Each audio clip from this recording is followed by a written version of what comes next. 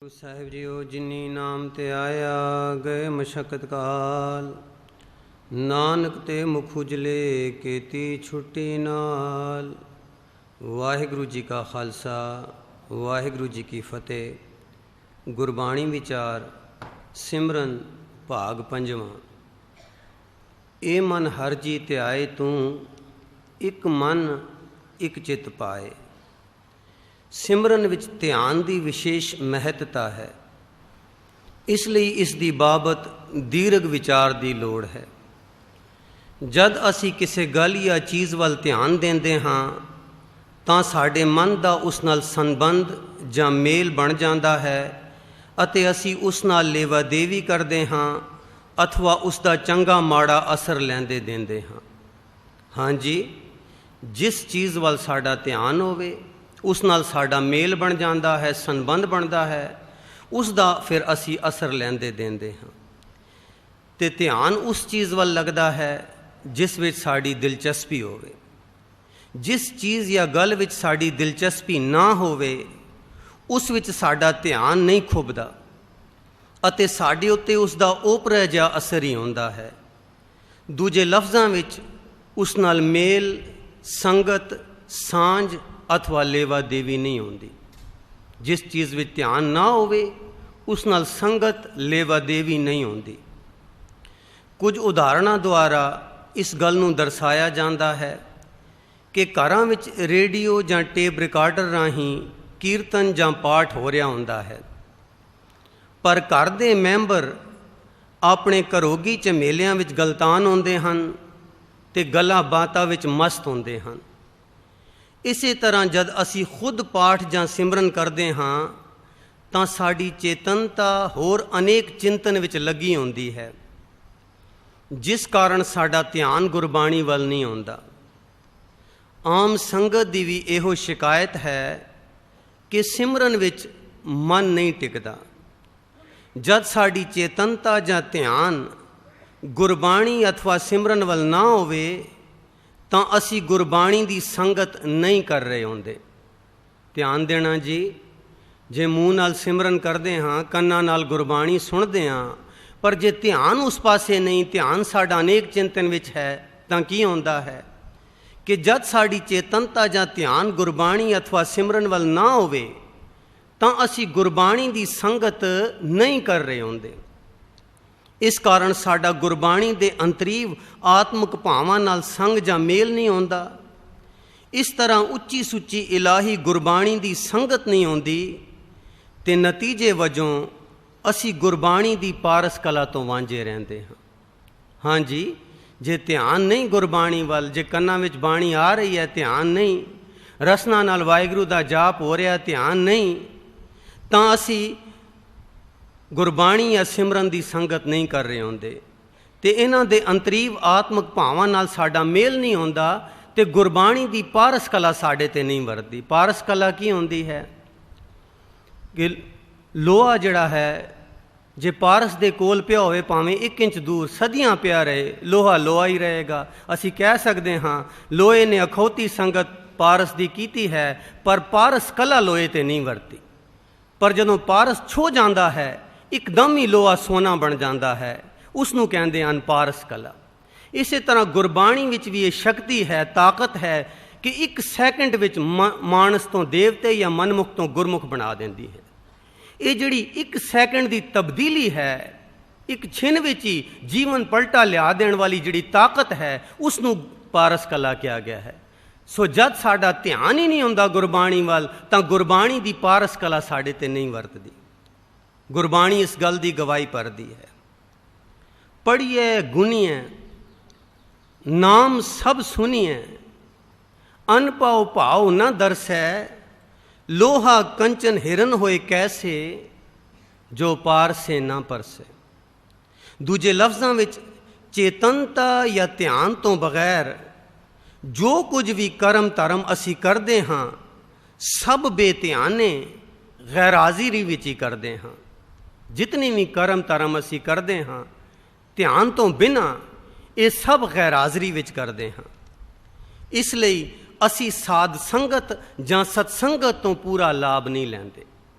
ਧਿਆਨ ਦੇਣਾ ਜੀ, ਸਾਧ ਸੰਗਤ ਵਿੱਚ ਆ ਜਾਂਦੇ ਹਾਂ ਪਰ ਆਪਣੇ ਧਿਆਨ ਤੇ ਪੈਰਾ ਨਹੀਂ ਦਿੰਦੇ, ਧਿਆਨ ਅਨੇਕ ਚਿੰਤਨ ਵਿੱਚ ਆਉਂਦਾ ਹੈ। ਇਸ ਕਾਰਨ ਅਸੀਂ ਸਾਧ ਸੰਗਤ ਤੋਂ ਵੀ ਪੂਰਾ ਲਾਭ ਨਹੀਂ ਲੈਂਦੇ। ਤੇ ਹੋਰ ਗੁਰਬਾਣੀ ਦੇ ਪਾਠ ਕੀਰਤਨ ਅਤੇ ਸਿਮਰਨ ਦੇ ਆਤਮਿਕ ਲਾਹੇ ਤੋਂ ਵੀ ਵਾਂਝੇ ਰਹਿੰਦੇ ਹਾਂ। ਗੁਰਬਾਣੀ ਸੁਣਦੇ ਹਾਂ, ਸਿਮਰਨ ਕਰਦੇ ਹਾਂ, ਪਰ ਉਸ ਦੇ ਆਤਮਿਕ ਲਾਹੇ ਤੋਂ ਵਾਂਝੇ ਰਹਿੰਦੇ ਹਾਂ। ਕਿਉਂ? ਕਿਉਂਕਿ ਧਿਆਨ ਅਨੇਕ ਚਿੰਤਨ ਵਿੱਚ ਆਉਂਦਾ ਹੈ। ਇਹੋ ਕਾਰਨ ਹੈ ਕਿ ਪਿਛਲੇ ਜ਼ਮਾਨੇ ਨਾਲੋਂ ਅੱਜ ਕੱਲ੍ਹ ਬਹੁਤ ਜ਼ਿਆਦਾ ਧਰਮ ਗ੍ਰੰਥ, ਧਰਮ ਮੰਦਰ, ਧਰਮ ਪ੍ਰਚਾਰ, ਬਹੁਤ ਜ਼ਿਆਦਾ ਸਤਸੰਗ ਸਮਾਗਮ, ਪਾਠ ਪੂਜਾ, ਕੀਰਤਨ, ਜਪ ਤਪ, ਕਰਮ ਕਿਰਿਆ ਆਦਿ ਦੇ ਬਾਵਜੂਦ ਸਾਡੀ ਮਾਨਸਿਕ ਤੇ ਆਤਮਿਕ ਅਵਸਥਾ ਵਿੱਚ ਪਰਿਵਰਤਨ ਨਹੀਂ ਆਉਂਦਾ, ਬਲਕਿ ਸਾਡੀ ਮਾਨਸਿਕ ਦਸ਼ਾ ਅੱਗੇ ਤੋਂ ਵੀ ਨਿਗਰਦੀ ਜਾਂਦੀ ਹੈ। ਜਿਤਨਾ ਸਤਸੰਗ ਅੱਜ ਕੱਲ੍ਹ ਹੁੰਦਾ ਹੈ, ਜਿਤਨੇ ਕੀਰਤਨੀ ਅਖਾੜੇ ਅੱਜ ਕੱਲ੍ਹ ਹੁੰਦੇ ਹਨ, ਪਾਠ ਪੂਜਾ, ਵਰਦਾ ਵਰਤਾਰਾ, ਕਰਮ ਧਰਮ ਦਾ, ਕਰਮ ਕਿਰਿਆ ਦਾ, ਪਿਛਲੇ ਜ਼ਮਾਨੇ ਇਤਨਾ ਨਹੀਂ ਸੀ। ਪਰ ਇਤਨਾ ਕੁਝ ਕਰਨ ਦੇ ਬਾਵਜੂਦ ਵੀ ਸਾਡੀ ਜਿਹੜੀ ਮਾਨਸਿਕ ਤੇ ਆਤਮਿਕ ਅਵਸਥਾ ਹੈ ਉਸ ਵਿੱਚ ਪਰਿਵਰਤਨ ਨਹੀਂ ਆਉਂਦਾ, ਬਲਕਿ ਹੋਰ ਉਲਟਾ ਨਿਗਰਦੀ ਜਾਂਦੀ ਸਾਡੀ ਹਾਲਤ। ਇਸ ਦਾ ਕਾਰਨ ਇਹ ਕਿ ਧਿਆਨ ਨਾਲ ਨਹੀਂ ਕਰਦੇ। ਪੰਡਤ ਪੜ੍ਹੈ ਸਾਧ ਨਾ ਪਾਵੈ, ਦੂਜੈ ਪਾਏ ਮਾਇਆ ਮਨ ਪਰਮਾਵੈ। ਰਹਿਤ ਅਵਰ ਕਛ ਅਵਰ ਕਮਾਵਤ, ਮਨ ਨਹੀਂ ਪ੍ਰੀਤ ਮੁਖੋਂ ਗੰਢ ਲਾਵਤ। पढ़े सुने क्या होई, हाँ जी पढ़े सुने क्या होई, जो सहज न मिले हो सोई। हृदय कपट मुख ज्ञानी, हृदय कपट मुख ज्ञानी, झूठे कहाँ बिलो वस पानी। सो चेतनता अथवा ध्यान तो बगैर साडा जीवन निर्जीव अथवा मादा चीज़ां वर्गा ही है। इसलिए जीवां दा आपस विच सूखम मानसिक ਅਤੇ ਆਤਮਿਕ ਸਤ੍ਹਾ ਤੇ ਮੇਲ ਮਿਲਾਪ, ਸੰਗਤ, ਸਾਂਝ ਅਥਵਾ ਲੇਵਾ ਦੇਵੀ ਨਹੀਂ ਹੋ ਸਕਦੀ। ਹਾਂਜੀ, ਉਹ ਜਿਹੜੀ ਮਾਨਸਿਕ ਤੇ ਆਤਮਿਕ ਸਤ੍ਹਾ ਤੇ ਲੇਵਾ ਦੇਵੀ ਹੋਣੀ ਚਾਹੀਦੀ ਹੈ, ਉਹ ਨਹੀਂ ਹੋ ਸਕਦੀ ਧਿਆਨ ਤੋਂ ਬਗੈਰ।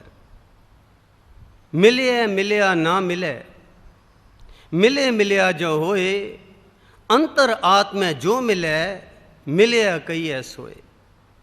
जो दिल मिलिया सो मिल रहा, मिलिया कईए रे सोए, जे बो तेरा लोचिए बाती मेल ना होई। सो इंसान अते जानवरां विच इसे चेतनता दा ही अंतर है। इंसानां विच ਇਹ चेतनता अत तीखण तीबर ते सूखम भावनावां वाली हुंदी है, जिस कारण ਇਹ ਸੰਗਤ ਦੁਆਰਾ ਉੱਚੀਆਂ ਸੁੱਚੀਆਂ ਆਤਮਿਕ ਪ੍ਰੇਮ ਭਾਵਨਾਵਾਂ ਨੂੰ ਗ੍ਰਹਿਣ ਕਰਕੇ ਰੰਗ ਰਸ ਮਾਣ ਸਕਦੇ ਹਨ। ਪਰ ਜਾਨਵਰਾਂ ਵਿੱਚ ਇਹ ਚੇਤਨਤਾ ਨੀਵੀਂ ਮੋਟੀ ਠੁੱਲੀ ਹੁੰਦੀ ਹੈ, ਜੋ ਸੂਖਮ ਆਤਮਿਕ ਭਾਵਨਾ ਨੂੰ ਗ੍ਰਹਿਣ ਕਰਨ ਤੋਂ ਅਸਮਰੱਥ ਹੈ। ਸੋ ਜਿਵੇਂ ਪਿੱਛੇ ਪੜ੍ਹਿਆ ਕਿ ਸਾਡੀ ਦਿਲਚਸਪੀ ਅਨੁਸਾਰ ਸਾਡੇ ਮਨ ਦਾ ਧਿਆਨ ਖਿੱਚਿਆ ਜਾਂਦਾ ਹੈ। ਸੋ ਜਨਮਾਂ ਜਨਮਾਂ ਤੋਂ ਸਾਡਾ ਮਨ ਇਲਾਹੀ ਮੰਡਲ ਤੋਂ ਟੁੱਟਿਆ ਹੋਇਆ ਹੈ। ਇਸ ਦੀ ਜਿਹੜੀ ਸੂਖਮਤਾਈ ਹੈ ਖਤਮ ਹੋ ਗਿਆ, ਅਸਥੂਲ ਹੋ ਗਿਆ। ਜਨਮਾਂ ਜਨਮਾਂ ਤੋਂ ਸਾਡਾ ਮਨ ਇਲਾਹੀ ਮੰਡਲ ਤੋਂ ਟੁੱਟਿਆ ਹੋਇਆ ਹੈ ਅਤੇ ਮਾਇਕੀ ਮੰਡਲ ਵਿੱਚ ਗਲਤਾਨ ਹੋ ਕੇ ਇਹ ਸੂਖਮ ਪ੍ਰੇਮ ਭਾਵਨਾਵਾਂ ਨੂੰ ਗ੍ਰਹਿਣ ਕਰਨ ਤੋਂ ਅਸਮਰੱਥ ਹੋ ਚੁੱਕਿਆ ਹੈ। ਦੂਜੇ ਲਫ਼ਜ਼ਾਂ ਵਿੱਚ ਦੈਵੀ ਚੇਤਨਤਾ ਤੋਂ ਬਗੈਰ ਸਾਡੀ ਚੇਤਨਤਾ ਵੀ ਜਾਨਵਰਾਂ ਵਰਗੀ ਠੁੱਲੀ ਤੇ ਮਾਦੀ ਹੋ ਚੁੱਕੀ ਹੈ। ਜਾਨਵਰਾਂ ਤੇ ਸਾਡਿਆਂ ਵਿੱਚ ਇਹੀ ਤਾਂ ਫਰਕ ਸੀ ਕਿ ਜਾਨਵਰਾਂ ਦੀ ਚੇਤਨਤਾ ਠੁੱਲੀ ਹੁੰਦੀ ਹੈ, ਸੂਖਮ ਆਤਮਿਕ ਭਾਵਨਾਵਾਂ ਨੂੰ ਗ੍ਰਹਿਣ ਨਹੀਂ ਕਰ ਸਕਦੇ। ਤੇ ਜੇ ਸਾਡਾ ਮਨ ਵੀ ਇੰਨਾ ਸਥੂਲ ਹੋ ਗਿਆ ਕਿ ਸੂਖਮ ਆਤਮਿਕ ਭਾਵਨਾਵਾਂ ਨੂੰ ਗ੍ਰਹਿਣ ਨਹੀਂ ਕਰ ਸਕਦਾ, ਤਾਂ ਫਿਰ ਸਾਡੀ ਚੇਤਨਤਾ ਵੀ ਜਾਨਵਰਾਂ ਵਰਗੀ ਠੁੱਲੀ ਹੋ ਗਈ। ਜੋ ਨਾ ਸੁਣੈ ਜਸ ਪਰਮਾਨੰਦਾ, ਪਸ ਪੰਖੀ ਤ੍ਰਿਗਤ ਜੋਨ ਤੇ ਮੰਦਾ।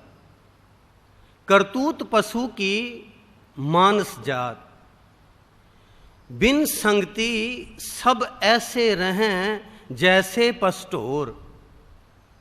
जिह्वा इंद्री साध लुबाना, पशु भये नहीं मिटे निशाना। साध संगत कबहू नहीं कीनी, रचियो धंधे झूठ। स्वान सुकर बायस जिवें भटकत चालियो ऊठ।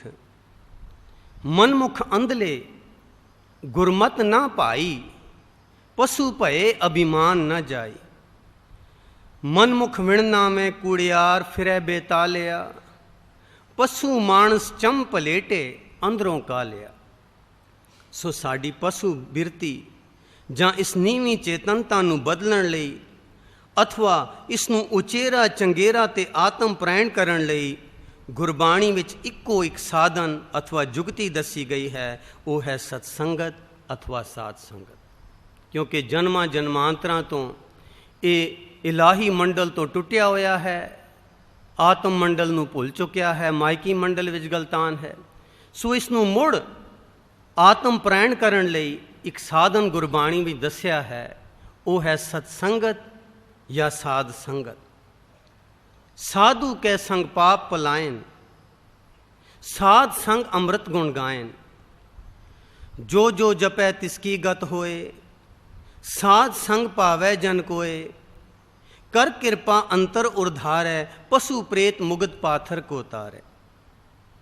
ਊਠਤ ਬੈਠਤ ਹਰ ਭਜੋ, साधु संग परीत। नानक दुर्मत छुट गई, पार ब्रह्म बसै चीत।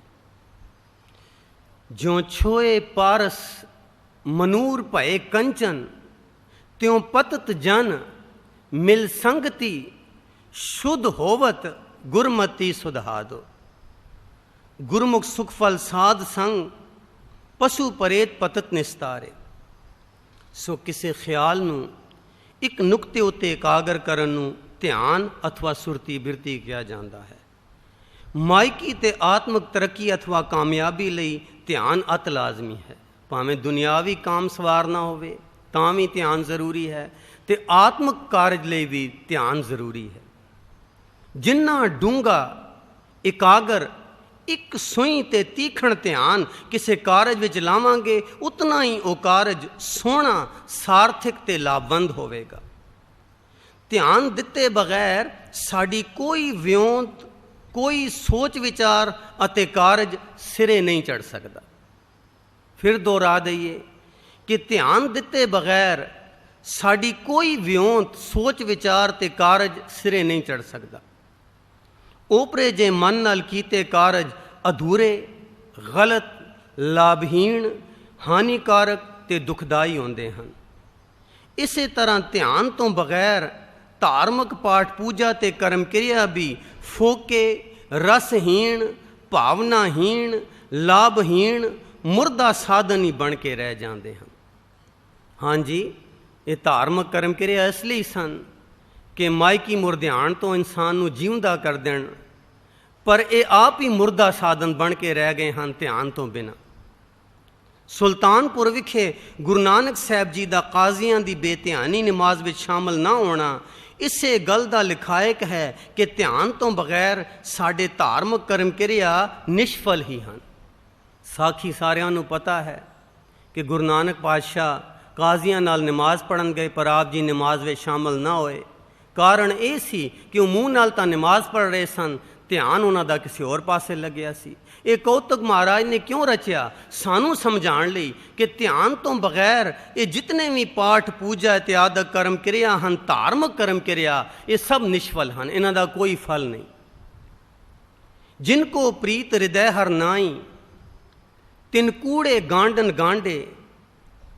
ਜੋ ਦੂਜੇ ਭਾਏ ਸਾਕਤ ਕਾਮਨਾ, ਅਰਥ ਦੁਰਗੰਧ ਸਰੇਮ ਦੇ।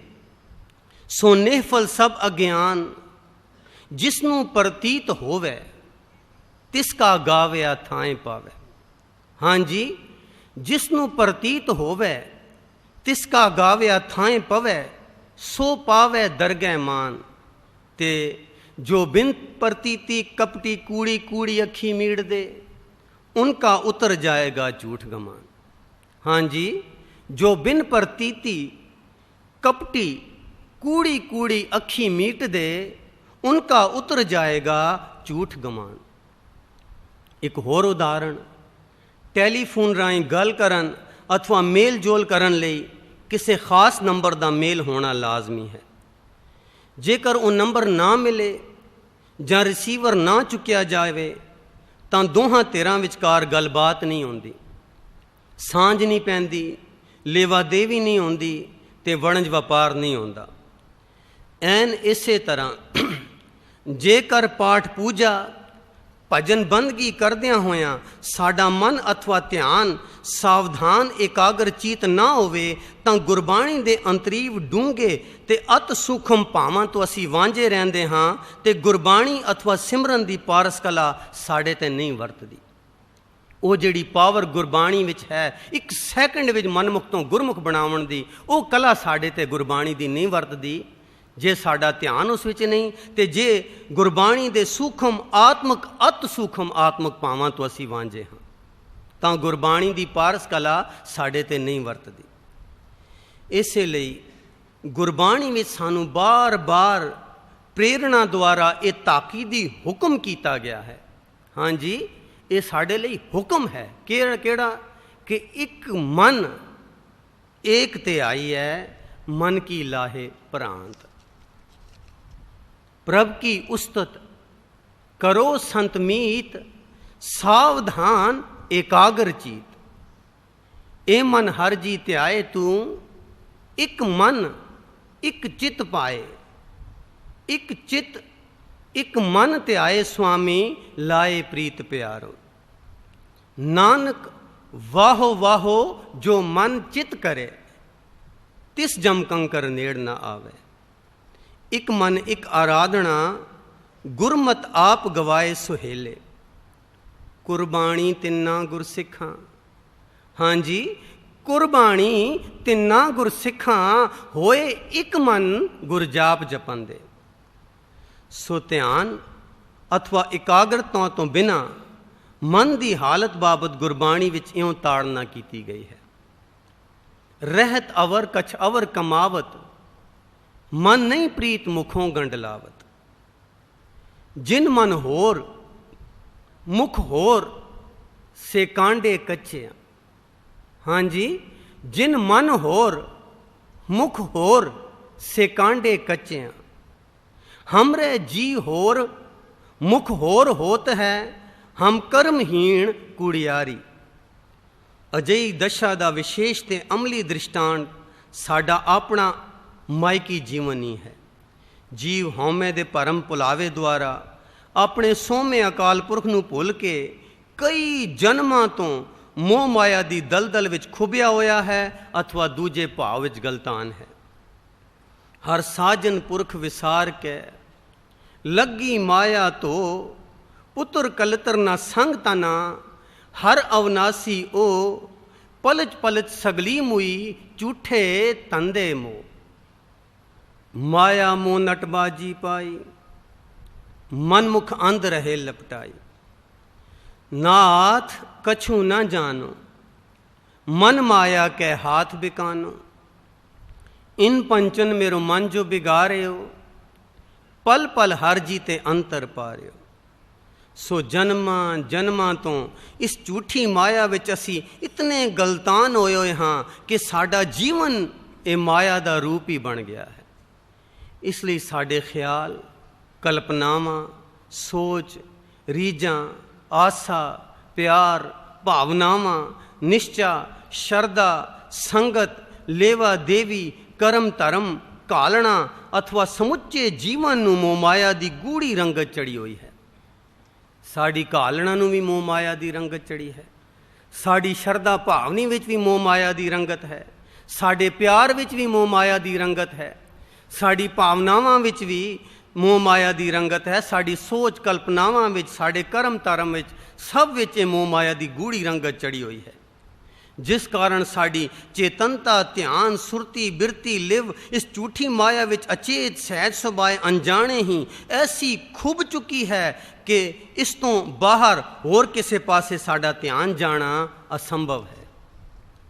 साडे अंदर इस झूठी माया दी चेतनता, ख्याल, ध्यान, रंगत, विश्वास, बिरती, लिव आदि पिछले अनेकां जन्मां विच माया दी संगत करन, ख्याल करन, याद करन, सिमरन करन, अभ्यास करन नाल इतनी दृढ़ हो चुकी है कि मायकी चेतनता ही साडा जीवन रूप बन चुकी है। हाँ जी, इतना अभ्यास कई जन्मां तो कि साड़ी चेतनता ये माया दा रूप ही बन चुकी है। तो इस मायकी जीवन विच ही असी जमदे हाँ। ਇਸੇ ਮਾਇਕੀ ਜੀਵਨ ਵਿੱਚ ਅਸੀਂ ਜਿਉਂਦੇ, ਵਿਚਰਦੇ, ਕਰਮ ਕਰਦੇ ਤੇ ਨਤੀਜੇ ਭੁਗਤਦੇ ਹਾਂ। ਫਿਰ ਇਸੇ ਮਾਇਕੀ ਜੀਵਨ ਨੂੰ ਨਾਲ ਲੈ ਕੇ ਮਰਦੇ ਹਾਂ, ਫਿਰ ਜਮਾਂ ਦੇ ਵਸ ਪੈਂਦੇ ਹਾਂ ਤੇ ਫਿਰ ਮੁੜ ਜੰਮ ਪੈਂਦੇ ਹਾਂ ਇਸੇ ਮਾਇਕੀ ਜੀਵਨ ਵਿੱਚ। ਹਰ ਬਿਸਰੀਐ ਕਿਉਂ ਤ੍ਰਿਪਤਾਵੈ ਨਾ ਮਨ ਰੰਜੀਐ, ਪ੍ਰਭੂ ਛੋੜ ਅੰਨ ਲਾਗੈ ਨਰਕ ਸਮੰਝੀਐ।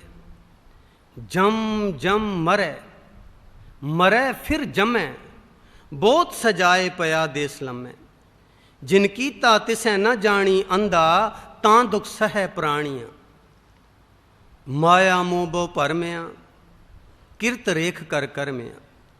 ਸੋ ਅਸੀਂ ਜਿਤਨੇ ਵੀ ਧਾਰਮਿਕ ਕਰਮ ਕਿਰਿਆ ਅਥਵਾ ਪਾਠ ਪੂਜਾ ਮਨ ਦੀ ਮੈਲ ਲਾਵਣ ਲਈ ਕਰਦੇ ਹਾਂ, ਆਪਣੀਆਂ ਰੁਚੀਆਂ ਅਨੁਸਾਰ ਉਸ ਤੋਂ ਵੀ ਕਈ ਗੁਣਾ ਜ਼ਿਆਦਾ ਹੋਰ ਮੈਲ ਲਾਈ ਜਾਂਦੇ ਹਾਂ। ਇਸ ਤਰ੍ਹਾਂ ਬਾਵਜੂਦ ਸਾਡੇ ਰੋਜ਼ਾਨਾ ਪਾਠ ਪੂਜਾ ਦੇ ਸਾਡਾ ਮਾਨਸਿਕ ਲੇਖਾ ਜੋਖਾ ਘਾਟੇ ਵਿੱਚ ਜਾ ਰਿਹਾ ਹੈ ਤੇ ਅਸੀਂ ਹੋਰ ਨਿਗੜਦੇ ਜਾਂਦੇ ਹਾਂ।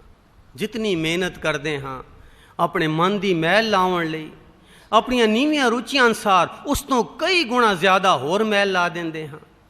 ਸੋ ਹੁੰਦਾ ਕੀ ਹੈ ਨਤੀਜਾ ਕਿ ਜਿਹੜਾ ਲੇਖਾ ਜੋਖਾ ਹੈ ਉਹ ਦਿਨ ਬ ਦਿਨ ਘਾਟੇ ਵਿੱਚ ਜਾ ਰਿਹਾ ਹੈ। ਜਨਮ ਵੇਲੇ ਜਿਤਨੀ ਮਾਇਕੀ ਰੰਗਤ ਲੈ ਕੇ ਆਏ ਸੀ, ਹੁਣ ਕਈ ਗੁਣਾ ਹੋਰ ਵਧਾ ਦਿੱਤੀ ਇਤਨੇ ਕਰਮ ਧਰਮ ਦੇ ਬਾਵਜੂਦ, ਕਿਉਂਕਿ ਜਿੰਨੀ ਮੈਲ ਲਾਉਂਦੇ ਹਾਂ ਉਤਨੀ ਰੁਚੀਆਂ ਅਨੁਸਾਰ ਹੋਰ ਉਲਟੇ ਕੰਮ ਕਰਕੇ ਮੈਲ ਵਧਾਈ ਜਾਂਦੇ ਹਾਂ। ਇਹ ਤਾਂ ਸਾਡੀ ਹਾਲਤ। ਪਰ ਹੁਣ ਕਰੀਏ ਕੀ ਕਿ ਜਦ ਕਿਸੇ ਨੀਵੇਂ ਖਿਆਲ ਜਾਂ ਵਸਤੂ ਵੱਲ ਸਾਡਾ ਧਿਆਨ ਜਾਵੇ ਤਾਂ ਮਨ ਦਾ ਰੁਖ ਜਾਂ ਧਿਆਨ ਫੌਰਨ ਉਚੇਰੇ ਚੰਗੇਰੇ ਰੁਖ ਵੱਲ ਮੋੜਨਾ ਚਾਹੀਦਾ ਹੈ। ਕਿ ਇੱਕਦਮ ਜਦੋਂ ਮਨ ਵਿੱਚੋਂ ਨੀਵਾਂ ਖਿਆਲ ਉਪਜੇ, ਉਸ ਨੂੰ ਉਸੇ ਸੈਕਿੰਡ ਫੌਰਨ ਉਚੇਰੇ ਪਾਸੇ ਵੱਲ ਧਿਆਨ ਲਿਜਾਣਾ ਚਾਹੀਦਾ ਹੈ।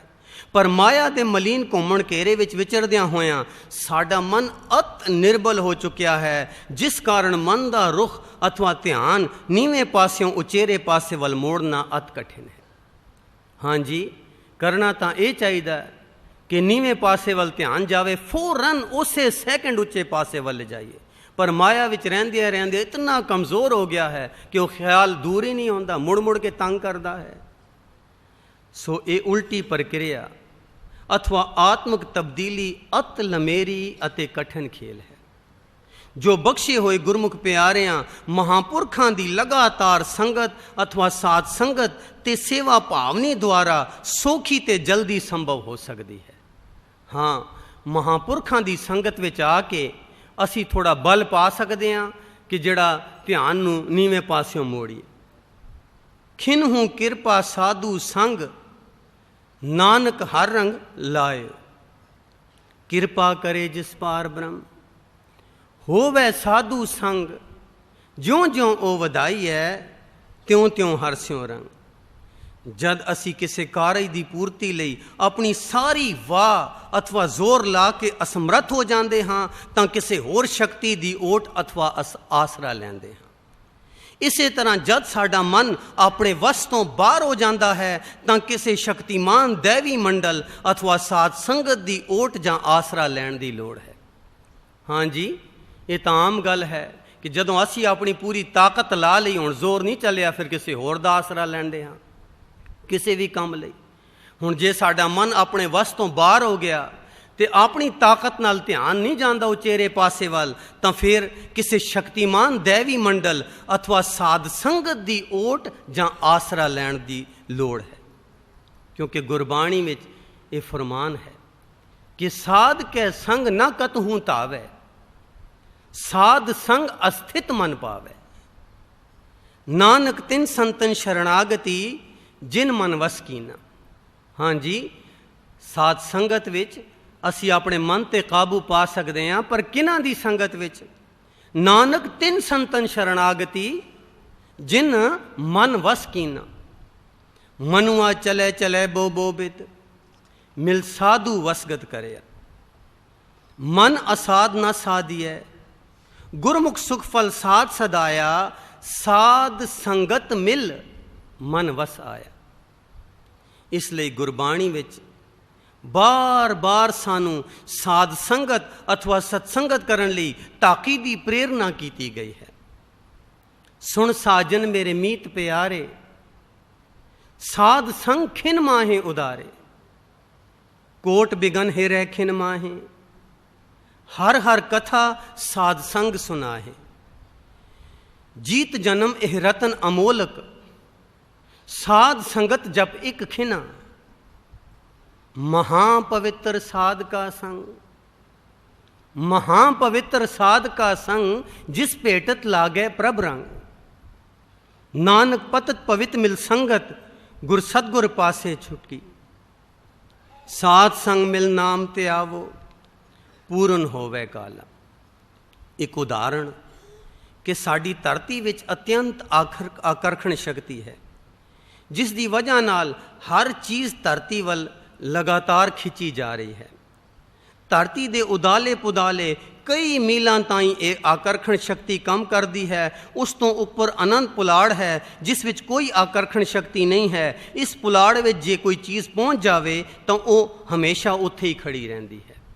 हाँ जी, धरती विच आकर्षण शक्ति अपने वाल नूं खिंचदी है। कोई चीज़ उपर नूं सुटीए धरती खिंच लैंदी है। ये जिहड़ी आकर्षण शक्ति है कई मीलों ताईं कम करती है। उस तो उपर एक पुलाड़ है, जो उत्थे कोई चीज़ सुटीए धरती की ग्रैविटी तो बाहर वो पुलाड़ विच ही रहिंदी, वो धरती ते नहीं आउंदी।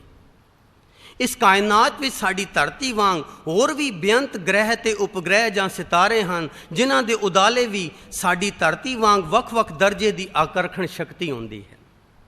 जद कोई चीज़ पुलाड़ विचों निकल के किसी होर ग्रह के वायुमंडल में दाखिल हो जाती है तो उस ग्रह की अपनी आकर्षण शक्ति उसनों अपने वाल खिंच लैंदी है। मिसाल के तौर पर विज्ञानियों ने खोज की है कि चंद्र ग्रह विच भी उसकी अपनी आकर्षण शक्ति है, तो जो चीज़ भी चंद्रमा के वायुमंडल में दाखिल हो जाए वो उस खिंच शक्ति नाल चंद्रमा के केंद्र वाल खिंची जाती है। एन इसे तरह साडा मन भी सहज सुभाए इस मायकी शक्तिशाली आकर्षण शक्ति नाल माया विल खिंचया जा रहा है, जिस कारण असी अनजाने ही सारी उम्र इस मायकी मंडल विच पलच पलच के गोते खांदे रहंदे हैं। हाँ जी, माया दी बाबत पढ़दे हैं, सुनदे हैं, सब कुछ समझदे हैं भी सारी उम्र इस माया विच ही गोते खांदे रहंदे हैं, क्योंकि बड़ी प्रबल है ये माया दी आकर्षण शक्ति। साडे मन नूं अपने आप खिंचदी है। पलच पलच सगली मुई झूठे तंदे मो, मंदा चितवत चितवत पचिया, जिन रचिया तिन दीना ताग। सो मायकी मंडल दी आकर्षण शक्ति जां खिच नूं बुझण सीजण ते इस विचों निकलण लई अनुभवी ज्ञान दे दैवी चानण दी लोड़ है। हाँ जी, जे समझना है कि कितनी ज़बरदस्त ताकत है इस माया दी, तो उस लई फिर अनुभवी ज्ञान दी लोड़ है। पर जे निकलना चाहिए तो किवें? समझ तो लिया कि बहुत ताकतवर है माया, फिर किस तरह निकल सकते हैं? साध संगत अथवा सत्संगत दे आसरे ही असी इस दे दायरे विचों निकल सकते हैं। हाँ जी, होर कोई रास्ता नहीं है। माया दी आकर्षण शक्ति विचों निकलण दा इक्को तरीका है, साध संगत अथवा सत्संगत दे आसरे ही असी इस दे दायरे विचों निकल सकते हैं, क्योंकि साध संगत दे औरे विच मन काबू विच रहिंदा है। ते जद भी साडा मन साध संगत तो बाहर होंदा है, मायकी आकर्षण शक्ति साडे मन उत्ते हावी हो जाती है अते असी फिर मायकी अगनसोक सागर विच गोते खाण लग पैंदे हैं। इसे करके लिखिया है कि महा अपाग अपाग हैं तिनके, तिन जिन साधु तूर न पीजे। बड़ी बदकिस्मत हैं वो लोग जिन्होंने महापुरखों की संगत नसीब नहीं होती। महा अपाग अपाग हैं तिनके, जिन साधु तूर न पीजै, तिना तिश्ना जलत जलत नहीं बूझै, दंड धर्म राय का दीजै। इसलिए जग्यासुआं नूं भी ये कहंदियां सुनिया है कि जद ताईं साध संगत दे वातावरण विच रहीदा है, उन्ना चिर मन इकागर होया रहिंदा है ते ध्यान नाम बाणी सिमरन विच लगा रहिंदा है। पर ज्यों ही साध संगत तो परे होईदा है, फौरन अनजाने सहज सुभाए मन माया विल खिंचया जाता है अते असी नाम बाणी सिमरन दे दैवी पावां तो वांझे हो जाते हैं। इस तो साबित होता है कि साध संगत कितनी ज़रूरी है। ये तो सारियां दे तजर्बे विच है। फिर दोहरा दईए, ਇਸੇ ਲਈ ਜਗਿਆਸੂਆਂ ਨੂੰ ਵੀ ਇਹ ਕਹਿੰਦਿਆਂ ਸੁਣਿਆ ਹੈ ਕਿ ਜਦ ਤਾਈਂ ਸਾਧ ਸੰਗਤ ਦੇ ਵਾਤਾਵਰਣ ਵਿੱਚ, ਸਾਧ ਸੰਗਤ ਦੇ ਔਰਾ ਵਿੱਚ ਰਹੀਦਾ ਹੈ, ਉਹਨਾਂ ਚਿਰ ਮਨ ਇਕਾਗਰ ਹੋਇਆ ਰਹਿੰਦਾ ਹੈ ਤੇ ਧਿਆਨ ਨਾਮ ਬਾਣੀ ਸਿਮਰਨ ਵਿੱਚ ਲੱਗਾ ਰਹਿੰਦਾ ਹੈ। ਪਰ ਜਿਉਂ ਹੀ ਸਾਧ ਸੰਗਤ ਤੋਂ ਪਰੇ ਹੋਈਦਾ ਹੈ, ਫੌਰਨ ਅਣਜਾਣੇ ਸਹਿਜ ਸੁਭਾਏ ਮਨ ਮਾਇਆ ਵੱਲ ਖਿੱਚਿਆ ਜਾਂਦਾ ਹੈ ਤੇ ਅਸੀਂ ਨਾਮ ਬਾਣੀ ਸਿਮਰਨ ਦੇ ਦੈਵੀ ਭਾਵਾਂ ਤੋਂ ਵਾਂਝੇ ਹੋ ਜਾਂਦੇ ਹਾਂ। ਦੂਜੇ ਲਫ਼ਜ਼ਾਂ ਵਿੱਚ ਸਾਧ ਸੰਗਤ ਦੀ ਪ੍ਰੇਰਣਾ ਦੁਆਰਾ ਸਾਡੇ ਧਿਆਨ ਦੀ ਸੁਰਤੀ ਆਤਮਕ ਮੰਡਲ ਦੇ ਦੈਵੀ ਪ੍ਰੇਮ ਸਵੈਪਨਾਵਾਂ ਦੇ ਆਕਾਸ਼ਾਂ ਵਿੱਚ ਉਡਾਰੀਆਂ ਲਾ ਸਕਦੀ ਹੈ। ਹਾਂਜੀ, ਦੋ ਕੰਮ, ਕਿਉਂਕਿ ਪਿੱਛੇ ਪੜ੍ਹਿਆ ਕਿ ਸਾਧ ਸੰਗਤ ਵਿੱਚ ਆ ਕੇ ਵੀ ਬਿਨਾਂ ਧਿਆਨ ਤੋਂ ਅਸੀਂ ਸੰਗਤ ਤੋਂ ਪੂਰਾ ਲਾਹਾ ਨਹੀਂ ਲੈਂਦੇ। ਇੱਕ ਜੇ ਮਹਾਂਪੁਰਖਾਂ ਦੀ ਸੰਗਤ ਨਸੀਬ ਹੋ ਜਾਏ, ਉਹਨਾਂ ਦੇ ਔਰਾ ਵਿੱਚ ਆ ਜਾਈਏ, ਤੇ ਦੂਸਰਾ ਆਪਣੇ ਧਿਆਨ ਤੇ ਪਹਿਰਾ ਦਈਏ, ਫਿਰ ਨਤੀਜਾ ਕੀ ਹੁੰਦਾ ਹੈ ਕਿ ਸਾਧ ਸੰਗਤ ਦੀ ਪ੍ਰੇਰਣਾ ਦੁਆਰਾ ਸਾਡੇ ਧਿਆਨ ਦੀ ਸੁਰਤੀ ਆਤਮਕ ਮੰਡਲ ਦੇ ਦੈਵੀ ਪ੍ਰੇਮ ਸਵੈਪਨਾਵਾਂ ਦੇ ਆਕਾਸ਼ ਵਿੱਚ ਉਡਾਰੀਆਂ ਲਾ ਸਕਦੀ ਹੈ। ਯਾਨੀ ਉਸ ਮੰਡਲ ਵਿੱਚ ਉਹ ਦਾਖਲ ਹੋ ਜਾਂਦੀ ਹੈ ਜਿੱਥੇ ਕਿ ਮਾਇਆ ਦੀ ਖਿੱਚ ਨਹੀਂ। ਜਿਵੇਂ ਧਰਤੀ ਦੀ ਇੱਕ ਖਿੱਚ ਕਈ ਮੀਲਾਂ ਤਾਈਂ ਹੈ, ਉਸ ਤੋਂ ਉੱਤੇ ਜਿਹੜਾ ਪੁਲਾੜ ਹੈ, ਉੱਥੇ ਜੇ ਕੋਈ ਚੀਜ਼ ਪਹੁੰਚ ਜਾਵੇ, ਉੱਥੋਂ ਫਿਰ ਧਰਤੀ ਉਸ ਨੂੰ ਖਿੱਚ ਨਹੀਂ ਸਕਦੀ। ਇਸੇ ਤਰ੍ਹਾਂ ਸਾਧ ਸੰਗਤ ਵਿੱਚ ਜੇ ਆਪਣੇ ਧਿਆਨ ਤੇ ਪਹਿਰਾ ਦਈਏ ਤਾਂ ਕਿਸੇ ਸੁਭਾਗੇ ਸਮੇਂ ਸਾਡੀ ਸੁਰਤੀ ਵੀ ਪ੍ਰੇਮ ਸਵੈਪਨਾ ਦੇ ਆਕਾਸ਼ਾਂ ਵਿੱਚ ਉਡਾਰੀਆਂ ਲਾਉਂਦੀ ਹੈ, ਆਤਮ ਮੰਡਲ ਵਿੱਚ, ਉੱਥੇ ਜਿੱਥੇ ਮਾਇਆ ਦੀ ਖਿੱਚ ਨਹੀਂ। ਪਰ ਇਹ ਜਿਹੜੀ ਉਡਾਰੀ ਟੈਂਪਰੇਰੀ ਹੁੰਦੀ ਹੈ ਸ਼ੁਰੂ ਵਿੱਚ, ਕਿਉਂਕਿ ਇਸ ਤੋਂ ਉਲਟ ਸਾਧ ਸੰਗਤ ਦੇ ਆਤਮਿਕ ਵਾਤਾਵਰਣ ਵਿੱਚੋਂ ਨਿਕਲਦਿਆਂ ਹੀ ਸਾਡੇ ਅੰਤਸ਼ਕਰਣ ਦੇ ਨੀਵੇਂ ਸੁਭਾਅ ਅਤੇ ਮਲੀਨ ਰੁਚੀਆਂ ਅਨੁਸਾਰ ਸਾਡਾ ਧਿਆਨ ਮੁੜ ਮਾਇਕੀ ਮੰਡਲ ਵਿੱਚ ਖਿੱਚਿਆ ਜਾਂਦਾ ਹੈ। ਔਰੇ ਵਿੱਚ ਇੱਕ ਉਡਾਰੀ ਲਈ ਸਾਧ ਸੰਗਤ ਦੇ ਔਰੇ ਤੋਂ ਬਾਹਰ ਹੋਏ ਮਾਇਕੀ ਮੰਡਲ ਨੇ ਫਿਰ ਅਸਰ ਪਾਇਆ, ਫਿਰ ਉਸੇ ਹਾਲਤ ਵਿੱਚ ਆ ਗਏ। ਇਸ ਲਈ ਮਨ ਦੇ ਧਿਆਨ ਨੂੰ ਸਤਸੰਗਤ ਅਥਵਾ ਸਾਧ ਸੰਗਤ ਵਿੱਚ ਨਾਮ ਬਾਣੀ ਸਿਮਰਨ ਵੱਲ ਮੋੜਨ ਲਈ ਗੁਰਬਾਣੀ ਵਿੱਚ ਜ਼ੋਰਦਾਰ ਪ੍ਰੇਰਣਾ ਕੀਤੀ ਗਈ ਹੈ। ਕਿਉਂਕਿ ਨਾਮ ਦਾ ਮੰਡਲ ਵੀ ਆਤਮਿਕ ਮੰਡਲ ਹੈ ਤੇ ਬਾਣੀ ਵੀ ਆਤਮਿਕ ਮੰਡਲ ਵਿੱਚੋਂ ਆਈ ਹੈ। ਨਾਮ ਬਾਣੀ ਵੱਲ ਮੋੜਨ ਤੋਂ ਭਾਵ ਹੈ ਕਿ ਆਪਣੀ ਸੁਰਤ ਨੂੰ, ਆਪਣੇ ਸੁਰਤ ਦੇ ਧਿਆਨ ਨੂੰ ਸੰਗਤ ਵਿੱਚ ਆ ਕੇ ਆਤਮਿਕ ਮੰਡਲ ਵੱਲ ਮੋੜਨਾ। ਕਿਉਂਕਿ ਇਸ ਤਰ੍ਹਾਂ ਮੋੜਾਂਗੇ ਕਿਸੇ ਸਾਨੂੰ ਜਾਚ ਆ ਜਾਏਗੀ ਸਦੀਵੀ ਉੱਥੇ ਰਹਿਣ ਦੀ, ਫਿਰ ਮਾਇਆ ਵਿੱਚ ਜਾ ਕੇ ਵੀ ਉਸ ਦੀ ਖਿੱਚ ਨਹੀਂ ਪਏਗੀ। ਫਿਰ ਦੁਹਰਾ ਦਈਏ, ਇਸ ਲਈ ਮਨ ਦੇ ਧਿਆਨ ਨੂੰ ਸਤਸੰਗਤ ਅਥਵਾ ਸਾਧ ਸੰਗਤ ਵਿੱਚ ਨਾਮ ਬਾਣੀ ਸਿਮਰਨ ਵੱਲ ਮੋੜਨ ਲਈ ਗੁਰਬਾਣੀ ਵਿੱਚ ਜ਼ੋਰਦਾਰ ਪ੍ਰੇਰਣਾ ਕੀਤੀ ਗਈ ਹੈ। ਸਤਸੰਗਤ ਲਗ ਹਰ ਧਿਆਈ ਹੈ, ਹਰ ਹਰ ਚਲੇ ਤੇਰੇ ਨਾਲ। ਸਾਧ ਸੰਗ ਹਰ ਕੇ ਰੰਗ, ਗੋਬਿੰਦ ਸਿਮਰਨ ਲਾਗਿਆ। सत्संगत गुर की हर प्यारी, जिन हर नाम मीठा मन पाया। साध संग हर हर नाम चितारा, मिल साधु हर नाम ते आइए। मन तन प्रभ आराधी है, मिल साध समागे। सच रूप सच नाम गुर ज्ञान ध्यान सिखा समझाया। साध संगत कर साधना, एक मन एक ਧਿਆਈ। ਸਾਧ ਸੰਗਤ ਕਰ ਸਾਧਨਾ, ਇੱਕ ਮਨ ਇੱਕ ਧਿਆਈ। ਹੁਣ ਜੇ ਅਸੀਂ ਕਹਿੰਦੇ ਹਾਂ ਕਿ ਸੁਰਤੀ ਮਾਇਕੀ ਮੰਡਲ ਵਿੱਚੋਂ ਨਿਕਲ ਕੇ ਆਤਮਿਕ ਮੰਡਲ ਵਿੱਚ ਚਲੀ ਜਾਂਦੀ ਹੈ, ਇਹ ਜਿਹੜੇ ਮਾਇਕੀ ਮੰਡਲ ਤੇ ਆਤਮਿਕ ਮੰਡਲ ਕੋਈ ਅੱਡਰੇ ਦੇਸ਼, ਟਾਪੂ ਜਾਂ ਗ੍ਰਹਿ ਆਦਿ ਨਹੀਂ ਹਨ। ਇਹ ਤਾਂ ਮਾਨਸਿਕ ਵਲਵਲਿਆਂ ਦੇ ਉਤਾਰ ਚੜ੍ਹਾਅ ਦੀ ਸੂਖਮ ਅਵਸਥਾ ਅਥਵਾ ਖੇਲ ਹੈ, ਜਿਸ ਨੂੰ ਕੋਈ ਵਿਰਲਾ ਗੁਰਮੁਖੀ ਜਾਣਦਾ ਜਾਂ ਪਹਿਚਾਣਦਾ ਹੈ। ਵਿਰਲੇ ਕੋ ਸੋਜੀ ਪਈ, ਗੁਰਮੁਖ ਮਨ ਸਮਝਾਏ। ਗੁਰਮੁਖ ਖੋਟੇ ਖਰੇ ਪਛਾਣ, ਗੁਰਮੁਖ ਖੋਟੇ ਖਰੇ ਪਛਾਣ। ਗੁਰਮੁਖ ਲਾਗੈ ਸਹਿ ਧਿਆਨ, ਦਿਵ ਦਿਸ਼ਟ ਗੁਰ ਧਿਆਨ ਧਰ ਸਿੱਖ ਵਿਰਲਾ ਕੋਈ। ਰਤਨ ਪਾਰਖੂ ਹੋਏ ਕੈ ਰਤਨਾ ਅਵਲੋਈ। ਸੋ ਸਾਧ ਸੰਗਤ ਦੀ ਓਟ, ਪ੍ਰੇਰਨਾ, ਅਗਵਾਈ, ਸਹਾਇਤਾ ਲੈ ਕੇ ਮਨ ਦੇ ਧਿਆਨ ਜਾਂ ਸੁਰਤੀ ਬਿਰਤੀ ਦੇ ਰੁਖ ਨੂੰ ਆਤਮਿਕ ਮੰਡਲ ਵੱਲ ਮੋੜਨਾ ਹੀ ਜਗਿਆਸੂ ਦਾ ਦੈਵੀ ਕਰਤਵ ਹੈ। ਧਿਆਨ ਦੇਣਾ ਜੀ, ਸਾਧ ਸੰਗਤ ਇਸ ਕਰਕੇ ਨਹੀਂ ਕਿ ਉੱਥੇ ਆ ਕੇ ਵਕਤੀ ਰਸ ਲੈ ਲਿਆ ਤੇ ਚਲੇ ਗਏ, ਫਿਰ ਅਗਲੇ ਸਮਾਗਮ 'ਤੇ ਆਏ, ਫਿਰ ਉਹ ਜਿਹੜਾ ਉਸ ਸਮੇਂ ਦਾ ਮਾੜਾ ਮੋਟਾ ਰਸ ਲੈ ਕੇ ਚਲੇ ਗਏ। ਇਹ ਤਾਂ ਇੱਕ ਪ੍ਰੋਸੈਸ ਹੈ, ਇੱਕ ਇਹੋ ਜਿਹੀ ਘਾਲਣਾ, ਲਗਾਤਾਰ ਹੀ ਘਾਲਣਾ ਹੈ ਕਿ ਆਪਣੇ ਮਨ ਨੂੰ ਇੱਥੇ ਆ ਕੇ ਆਤਮਿਕ ਮੰਡਲ ਵੱਲ ਮੋੜਨਾ ਧਿਆਨ ਨੂੰ, ਸੁਰਤ ਨੂੰ ਆਤਮਿਕ ਮੰਡਲ ਵੱਲ ਮੋੜਨਾ, ਬਾਰ-ਬਾਰ ਮੋੜਨਾ, ਮੋੜ ਕੇ ਫਿਰ ਕੀ ਹੋਵੇ ਕਿ ਅਸੀਂ ਆਤਮਿਕ ਮੰਡਲ ਵਿੱਚ ਰਹਿਣ ਦੀ ਜਾਚ ਸਿੱਖ ਜਾਈਏ ਤੇ ਇਸ ਮਾਇਕੀ ਆਕਰਸ਼ਣ ਸ਼ਕਤੀ ਦੇ ਜਾਦੂ ਤੋਂ ਸਾਡਾ ਛੁਟਕਾਰਾ ਹੋ ਜਾਵੇ।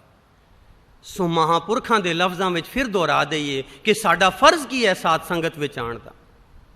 ਸਾਧ ਸੰਗਤ ਦੀ ਓਟ, ਪ੍ਰੇਰਨਾ, ਅਗਵਾਈ ਤੇ ਸਹਾਇਤਾ ਲੈ ਕੇ ਧਿਆਨ ਜਾਂ ਸੁਰਤੀ ਬਿਰਤੀ ਦੇ ਰੁਖ ਨੂੰ ਆਤਮਿਕ ਮੰਡਲ ਵੱਲ ਮੋੜਨਾ, ਧਿਆਨ ਜਾਂ ਸੁਰਤੀ ਬਿਰਤੀ ਦੇ ਰੁਖ ਨੂੰ ਆਤਮਿਕ ਮੰਡਲ ਵੱਲ ਮੋੜਨਾ ਹੀ ਜਗਿਆਸੂਆਂ ਦਾ ਇਹ ਦੈਵੀ ਕਰਤੱਵ ਹੈ।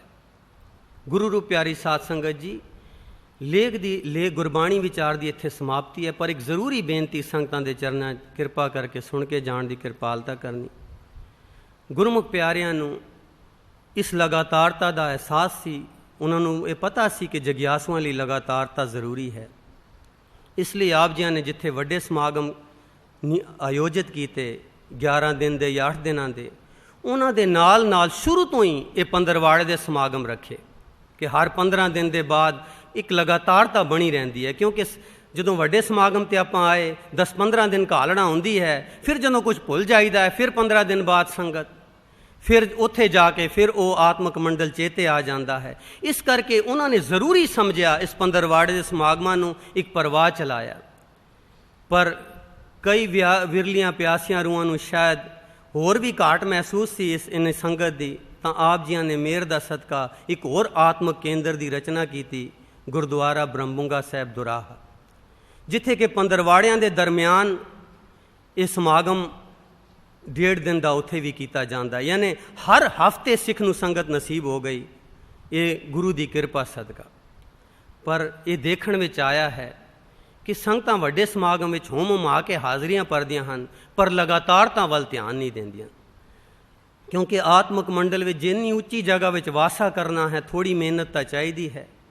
ਇਸ ਲਈ ਸੰਗਤਾਂ ਦੇ ਚਰਨਾਂ ਜ਼ਰੂਰੀ ਬੇਨਤੀ ਹੈ ਕਿ ਪੰਦਰਵਾੜੇ ਤੇ ਜਿਹੜੇ ਗੁਰਦੁਆਰਾ ਬ੍ਰਹਮਬੁੰਗਾ ਸਾਹਿਬ ਵਿਖੇ ਹਫ਼ਤਾਵਾਰੀ ਹੈ, ਜਿਹੜੇ ਪੰਦਰਵਾੜੇ ਦੇ ਦਰਮਿਆਨ ਸਮਾਗਮ ਹੁੰਦੇ ਹਨ, ਉਹਨਾਂ ਵਿੱਚ ਵੀ ਹਾਜ਼ਰੀ ਭਰਿਆ ਕਰਨ। ਕਈ ਸੰਗਤਾਂ ਦਾ ਪਤਾ ਹੈ ਕਿ ਉਹਨਾਂ ਕੋਲ ਪੂਰਾ ਸਮਾਂ ਹੁੰਦਾ, ਹਰ ਹਫ਼ਤੇ ਸਮਾਂ ਕੱਢ ਸਕਦੇ ਹਨ, ਪਰ ਫਿਰ ਵੀ ਉਹ ਨਹੀਂ ਕੱਢਦੇ, ਕਿਉਂਕਿ ਉਹਨਾਂ ਨੇ ਕਈ ਜਗਿਆਸੂਆਂ ਨੂੰ ਨਿਸ਼ਾਨਾ ਬਣਾਇਆ ਹੁੰਦਾ ਹੈ, ਮੁੱਖ ਰੱਖਿਆ ਹੁੰਦਾ, ਕਹਿੰਦਾ ਜੀ ਫਲਾਣਾ ਨਹੀਂ ਜਾਣਦੇ ਤਾਂ ਅਸੀਂ ਕਿਉਂ ਜਾਈਏ। ਪਰ ਗੁਰੂ ਰੂਪ ਪਿਆਰੀ ਸਾਧ ਸੰਗਤ ਜੀ, ਹਰ ਕਿਸੇ ਦੇ ਭਾਗਾਂ ਵਿੱਚ ਲਾਲ ਨਹੀਂ ਹੁੰਦੇ।